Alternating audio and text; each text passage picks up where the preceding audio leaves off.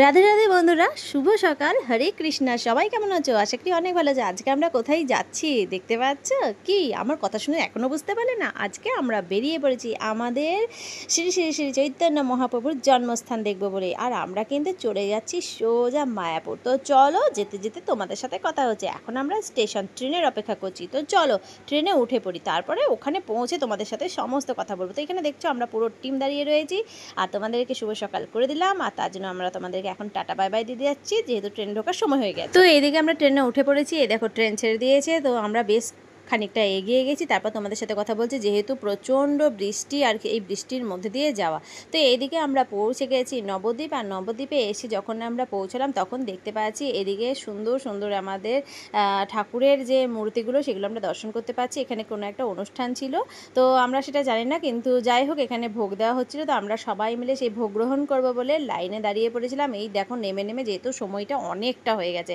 আর এই সময় আমাদের খাবারও সময় হয়ে গেছে, যেহেতু একটা লাঞ্চের সময়, তো অনেকটাই দুপুরবেলা গড়িয়েছে। যেহেতু বাবুরও মুখ চোখ বসে গেছে, দেখতে পাচ্ছ খাওয়ার প্রায় সময় হয়ে এসছে বলে ছেলেটা এখনও কিছু খায়নি। তো আমরা সেই জন্য লাইনে দাঁড়ালাম, যেহেতু প্রসাদ দিচ্ছে আর সেই প্রসাদ আমরা গ্রহণ করবো। ভীষণ গর্বিত মনে করছি নিজেকে, আজকেই প্রসাদ গ্রহণ করব। তো এদিকে আমরা চলে এলাম ফেরিঘাট। আর ফেরিঘাটে ওই দেখো, ও কি বলবো, এটা দেখার জন্য আমার মন একদম মানে অস্থির হয়ে পড়েছিল। তো এদিকে আমরা একদম পুরো ফেরিঘাটে এসে আমরা চেপে পড়লাম আমাদের গন্তব্যস্থলে যাওয়ার জন্য। আমাদের স্টিমার নৌকোতে চেপে পড়লাম। তো চলো এবার আমরা ফেরিঘাটের এপার থেকে ওই পার, মানে আমাদের নবদ্বীপ থেকে চলে যাব মায়াপুরে। তো চলো যেতে যেতে তোমাদের সাথে বাকি কথা হচ্ছে। তো বন্ধুরা, আমরা তো জানি ইস্কনের সদর দপ্তর মায়াপুরে অবস্থিত এবং হিন্দু ধর্মের মধ্যে এটিকে অনেক অন্যান্য ঐতিহ্যের দ্বারা একটি পবিত্র স্থান হিসাবে বিবেচনা করে। তবে চৈতন্য মহাপ্রভুর জন্মস্থান হিসেবে গৌড়ীয় বৈষ্ণব ধর্মের অনুসারীদের কাছে এটি বিশেষ তাৎপর্যপূর্ণ, যাকে কৃষ্ণের বিশেষ অবতার হিসেবে বিবেচনা করা হয়। রাধার মেজাজ এটি বছরে 1 মিলিয়নেরও বেশি তীর্থযাত্রীর দ্বারা পরিদর্শন করা হয়। তো এখন আমরা শ্রী শ্রী চন্দ্রোদয় মন্দির দেখতেই পাচ্ছি। ওই দেখো, কলকাতা থেকে 130 কিলোমিটার দূরে মায়াপুর চন্দ্রোদয় মন্দির কিন্তু তোমরা অবশ্যই জানো। আর এটি জলঙ্গি নদীর তীরে অবস্থিত ইস্কন দ্বারা নবনির্মিত নগরী। নদিয়া জেলায় অবস্থিত শ্রীধাম নবদ্বীপ শ্রী চৈতন্য মহাপ্রভুর জন্মস্থান হিসেবে খ্যাত, তার পাশে স্থিত।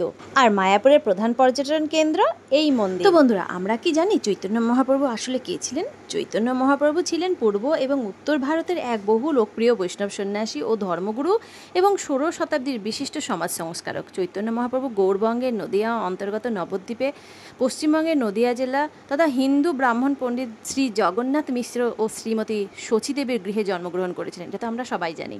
বৈষ্ণব সমাজে তাকে শ্রী রাধাকৃষ্ণের যুগল প্রেমাবতার বলে মনে করা হয়। শ্রীকৃষ্ণ চৈতন্য বা চৈতন্য মহাপ্রভু ছিলেন শ্রীমদ্ ভাগবত পুরাণ ও শ্রীমদ্ ভগবদ গীতায় উল্লিখিত দর্শনের ভিত্তিতে ভক্তিযোগ ভাগবত দর্শনের একজন বিশিষ্ট প্রবক্তা ও প্রচারক। জগন্নাথ মিশ্রের প্রথম ছেলের নাম বিশ্বরূপ। পরপর কয়েকটি ছেলে, মেয়ের মৃত্যুর পর এই ছেলের জন্ম। মা শচীদেবী তাই নবজাতকের নাম রাখলেন নিমাই।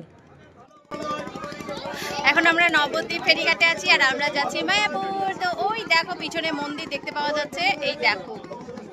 তো আমি জলের অনেকটা কাছেই আছি, যার জন্য তোমাদেরকে বেশি কাছ থেকে দেখাতে পারছি। তো আমাদের বাকিরা সবাই ওখানে আছে পিছনে বসে। তো চলো দেখা হচ্ছে ওখানে, টাটা। আমরা সবাই জানি ভুবন ভোলানোর রূপ নিমাইয়ের, একবার দেখলে চোখ ফেরানো কঠিন। মা যশোদা যেমন তার নয়নমণি শ্রীকৃষ্ণকে সাজাতেন, তেমনি করে সচী মাতাও সাজিয়ে দেন নিমাইকে। লেখাপড়ায় তার একটুও মন বসতো না, সারাদিন শুধু খেলা আর খেলা। এদিকে নিমাইয়ের গল্প শুনতে শুনতে আমরা পৌঁছে গেছি একেবারে মায়াপুর ধাম। রাধে রাধে বন্ধুরা, সবাই কেমন আছো? তো ফাইনালি আজকে আমরা মায়াপুর নবদ্বীপ পৌঁছে গেছি আর এখন আমরা এই দেখো রুমে চলে এসেছি। রুমে সবাই রেস্ট করছে। এখন ঘড়ির কাঁটাই বেজে গেছে পাক্কা 12:30। তো আমাদের আসা হয়েছে ট্রেনে করে। আর এখানে আমরা এখন মন্দির প্রাঙ্গণ থেকে বেশ খানিকটা দূরেই আছি। হোটেল ভাড়া প্রায় 450 টাকা করে পেয়ে গেছি, যার জন্য রয়ে গেলাম আর অনেকটাই ক্লান্ত হয়ে গেছি। তো তোমাদেরকে রুমের ট্যুরটা দিয়ে দিই, চলো। তো এই যে আমাদের রুম, এখানে আমাদের সব লাগে। আর আমরা নন এসি নিয়েছি, তার জন্য এই দেখো এই একটা বেড আর এইদিকে আছে সিলিং ফ্যান, এখানে আছে লাইট। আর একটা রুম আছে, সেটাও দেখিয়ে দিই চলো।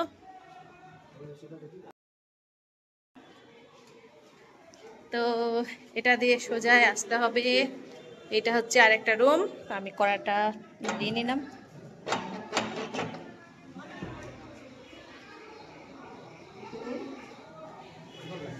তো এই যে আরেকটা রুম আমাদের, তো এইদিকে সব এখন ফ্রেশ হতে চলে যাচ্ছে। এইদিকে আর একটা বেড, আর এই যে খুব সুন্দর আমরা এসি পেয়ে গেছি একটা, এইদিকে একটা এসি। তো বন্ধুরা আজকে আমরা বেশ খানিকটা টায়ার্ড হয়ে গেছি, বুঝতেই পারছো। এর আগের বার আমরা যখন এসেছিলাম তখন আমরা এসেছিলাম গাড়ি করে, আর খুব সুন্দর জার্নি ছিল। আজকের জার্নিটাও খুব সুন্দর, তিনবার ট্রেনে চাপতে উঠতে হয়েছে। তো চলো দেখা হচ্ছে ওখানে, টাটা। তো এদিকে দুপুরবেলায় আমরা একটু রেস্ট করার পর, খাওয়া দাওয়া করার পর শুরু হয়ে গেল আমাদের মেকআপ শেকআপ। আর এইদিকে দেখো বাইরেও কিন্তু প্রচণ্ড বৃষ্টি পড়েছিল, যার জন্য একটু বেরোতে আমরা আরও দেরি করলাম। কারণ হচ্ছে এখন তো বর্ষার সময়, আর বুঝতে পারছো কিন্তু গরমটাও কিন্তু প্রচণ্ড ছিল। আর চলো আমার মেকআপটা এবার প্রায় হয়ে গেছে, একটু বেশি বেশি মেকআপ করব না, অল্পখানিকই মেকআপ করব। তার কারণ হচ্ছে সময়টা অনেকটাই হয়ে এসছে, আমাদেরকে প্রভু দর্শনে বেরোতে হবে। তো দেখতে পাচ্ছ, তো চলো বাকিদের কতটা হয়েছে দেখে নিই। তো আমাদের ফাইনাল লুক এই দেখো, আমি একদম রেডি হয়ে গেছি। তো এরপর আমরা যাচ্ছি আমাদের প্রভুর দর্শনে।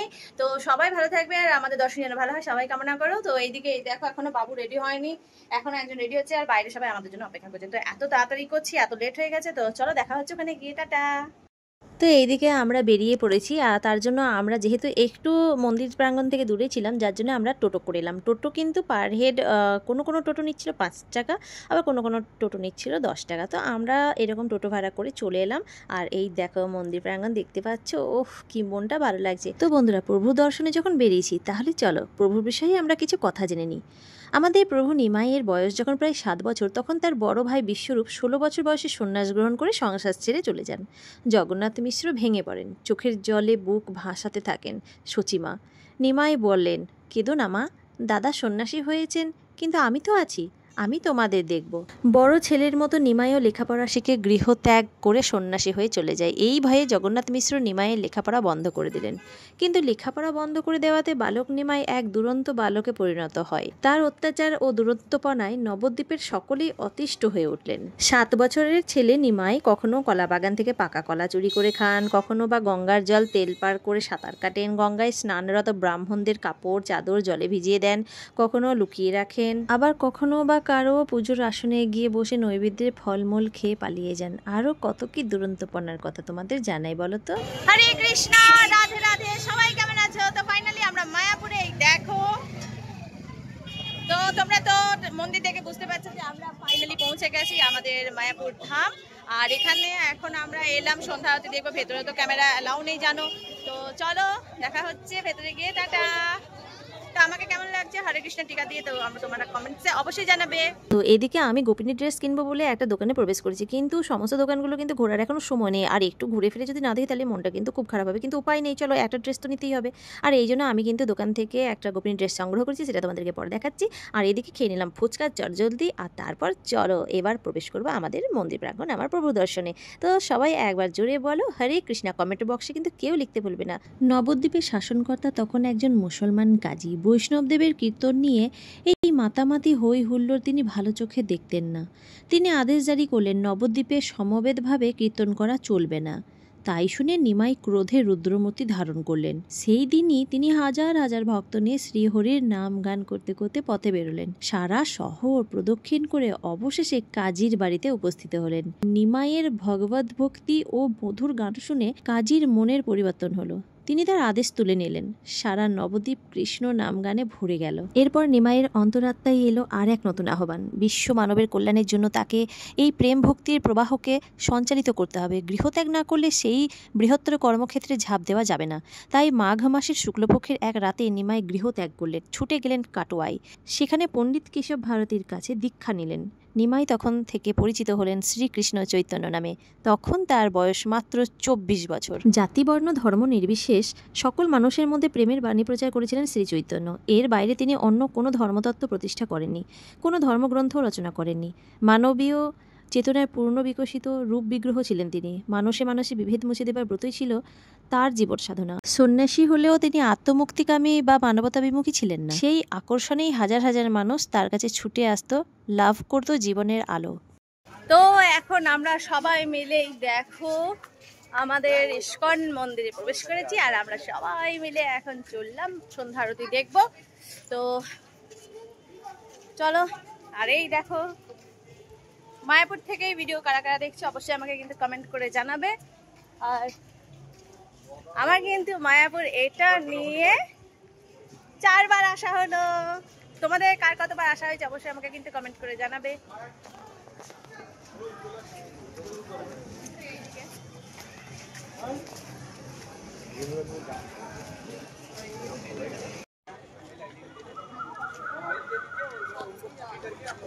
বন্ধুরা, এইদিকে আকাশের পরিস্থিতি তোমরা দেখে বুঝতেই পারছো, যেহেতু আমাদের বেরোনোর আগে কিন্তু বেশ আগে বৃষ্টি হয়েছিল, তারপরে হয়েছিল আবার রোদ, আর যার জন্য রাস্তাঘাট কিন্তু শুকনো ছিল। আর এরপর আমরা পৌঁছে গেছি একেবারে গদা ভবনে। আর গদা ভবনে আমাদের যেহেতু রাত্রের ডিনারটা খাওয়ার কথা ছিল, মানে রাত্রে ওখানে খাবারটা খাওয়ার প্রসাদ খাওয়ার কথা ছিল, তো আমরা ওখানে প্রসাদ খাওয়ার জন্য তখন পৌঁছে টিকিট সংগ্রহ করে নিয়েছি। আর তারপর এইদিকে যখন আমরা বেড়াতে এলাম, ঘুরতে এলাম, তখন এইদিকে দেখো শ্রীকৃষ্ণের যে নাম গান কীর্তন গান সেগুলো কিন্তু চলছিল। এখানে কিন্তু বেশ ভালো লাগছিল, আর এগুলো দেখতে আর শুনতে আমার খুবই ভালো লাগে। আর তারপর আমরা সোজা চলে এসেছি, এই দেখো এবার মোবাইল সেন্টার, মানে আমাদের মোবাইল কাউন্টারে জমা দিতে হবে।